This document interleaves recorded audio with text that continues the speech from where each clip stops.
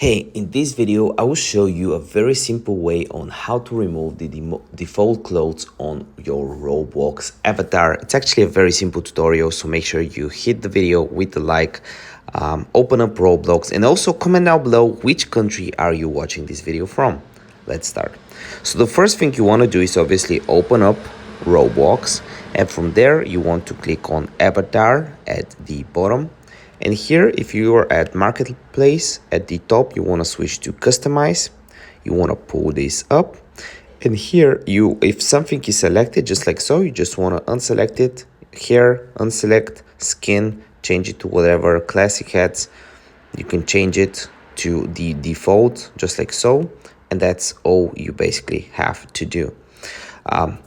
You can select classic hats, classic faces, classic torsos. You can unselect that. Left arms, you can unselect that. Right arm, I really like when they're different, just like so. That's funny. Left legs, you can change the legs. You can unselect that. I like this. It's like a mutant.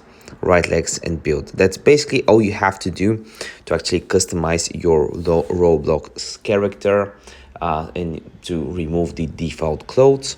See you next video. Bye.